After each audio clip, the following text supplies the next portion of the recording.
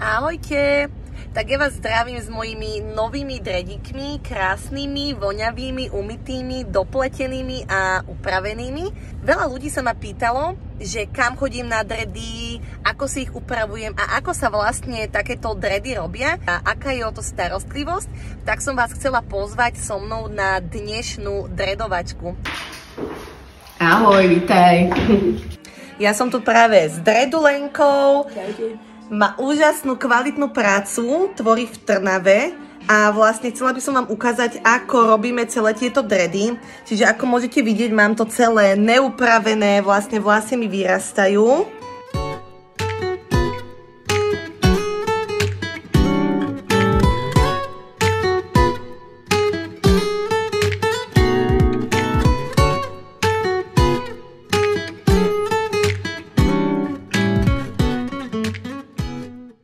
Ako často by sa mali háčkovať dredy? No ideální je jednou za 2, za 3 měsíce. Jsou lidi, kteří to mají rádi upravený, chodí každý měsíc, ale v podstatě jde hlavně o to, ako rychle ti rostou vlasy. Nikomu to vadí, keď už to má nějaký 1 centimetr a někdo přijde jednou prostě za rok a je mu to jedno. Tam je důležitý oddělovat si ty dredy od sebe, aby nezrůstaly. V podstatě, když jsou dredy zaháčkovaný, tak ideálně je raz za 2 týdny se umývat, to úplně v pohodě stačí. Dredy se tolko nemastí jako vlasy. Samozřejmě záleží, či člověk v prasném prostředí, či je léto, či je zima, čo robí, takže od toho se totiž veľa sportuje, takže keď je třeba si to viac umýť, tak samozřejmě dá se to. Iba sa to vystrapatí, takže je to na každém, jak to chceme to upravený, jak to chceme čistý. Ty dredy v zásadě nejsou nějaký špinavý, ale samozřejmě je potřeba se o ně starat nějak. A dredulenka, povedz mi niečo o tvojich dredoch. No, já mám dredy asi 17 rokov na hlave. 17 rokov. 17, hej. No já si nevím představit tu život bez dredů, v podstatě ráno vstanem a jdem, dám si gumičku a nemusím nic řešit. Žiadny žehličky, žiadny fény. Vlastne ty máš úplne prírodzené tie dredy, že? Prírodné. Ty jsou moje, ale v pohodě, když má člověk krátký vlasy, 5 cm ideální, tak si to dá napojit tím kanekalonem, takže člověk může mít dlouhý ty dredy hnedka vlastně. Když si se vlasy robily iba tak, že si to cuchalo, motalo a ten progres trval trošku díl. To jsou v podstatě instant locks. A koľko vlastne centimetrov je potrebné mať na to, aby sa mohli napojiť kanekalonové dredy? 5 cm je úplně v pohodě a vlastně keď ti vyrostou ty vlasy, co se doháčkovává, tak ten kanekalon se dá dole a člověk už má iba svoje vlastní dredy. Na to čakám vlastne teraz ja. Záleží aj od kvality toho kanekalonu, lebo niektoré sú také, ktoré sa úplne štiepia. A vlastne dredulenka má super kanekalon, čiže určite mi dlho vydrží a nemusíme dávať nič dole a stačí iba hore na hlave doháčkovávať. Mne to tiež veľmi vyhovuje, máte dredy, lebo keď si spomínam na vlasy, že som si ich musela každý deň alebo každý druhý deň umývať a vlastne teraz pôjdem raz za 3 mesiace alebo raz za 2 mesiace si idem dať opraviť a mám úplný pokoj, dajú sa s tým robiť rôzne účesy, je to hlavne strašne komfortné, mne to vyhovuje, aj keď cestujem, tak nemusím nič robiť, lebo stále to vyzerá dobre, teda podľa mňa to vždy vyzerá dobre. Niekto sa ma pýta na otázku, či mi to není ťažké. Úprimne ja o tom ani neviem. Prvé dni možno boli také, keď som si dala celú hlavu zadredovať, že sa mi zle spalo, lebo nejsme na to zvyknutí a dávam si tie dredy vlastne na stranu vankúša a úplne v pohode sa mi spí, žije, čiže pre mňa určite áno.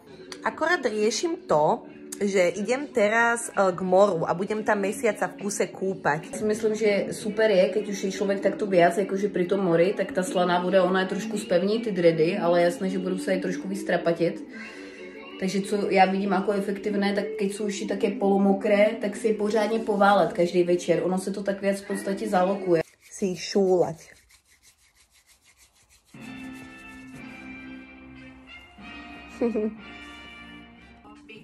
A ešte také odporúčanie, vždy si vyberte dreadmakera, alebo vlastne človeka, ktorý vám robí dredy, ktorý vám vyhovuje, s ktorým sa môžete porozprávať, lebo s tým človekom budete niekoľkokrát za rok a budete s ním tráviť niekoľko hodín, čiže vždycky si vyberte dobre, aby ste sa dobre cítili.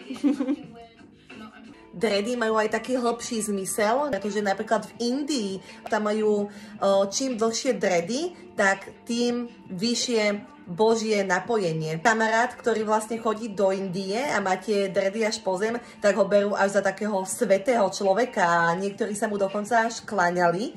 Čiže ono to má aj taký hlbší zmysel v niektorých kultúrach a je to vlastne absolútne spojenie s prírodou, lebo keby sme ten hreben nemali, tak sa jednoducho neočešeme a máme dredy úplne všetci.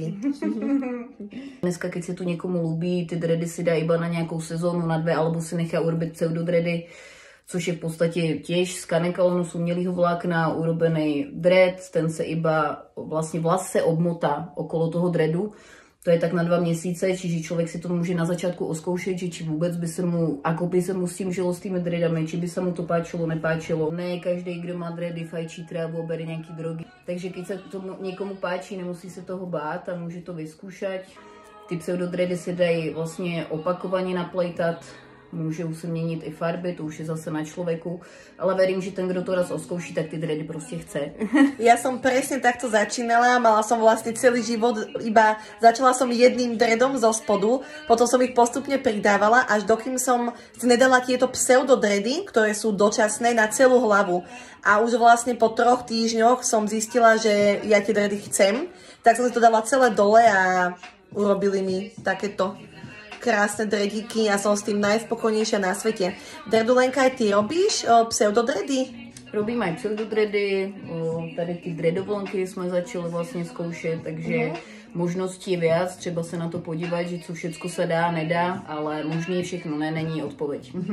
Čiže pokiaľ by ste chceli vyskúšať dredy, ale bojíte sa toho, že bude to nezvratné, tak samozrejme môžete skúsiť tieto pseudodredy, veľmi to odporúčam, ale čoskoro sa do toho tak zamilujete, že dojdete sem a poviete, daj mi to dole a správ mi dredy z mojich vlasov.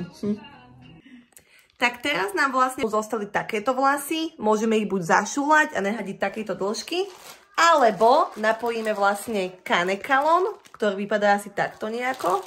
Sú rôznej farby, rôznej kvality.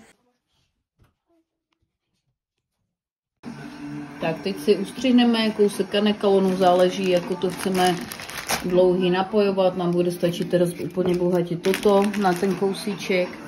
Já si s tím trošku pomůžu, trošku si to pomůžu mezi rukama, aby se mi to jednodušeji zháčkovalo. Si tuto vytáhnu trošičku těch vlákínek, nech to není tak hnedka seknutý. Tak to si to dám okolo a už to jdeme háčkovat.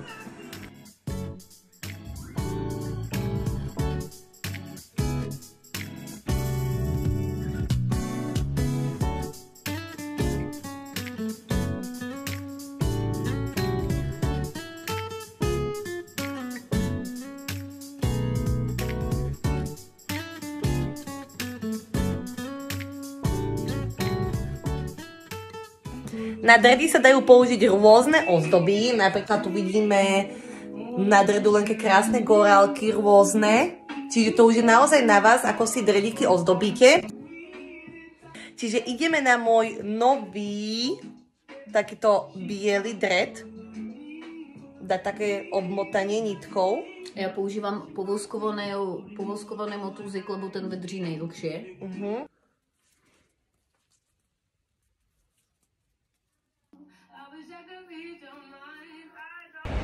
Tak som spokojná s mojimi novými dredikmi. Pokiaľ hľadáte super dredmakera na západnom Slovensku, určite sa ozvite Dredulenke, má Instagram, rada sa vám ozve.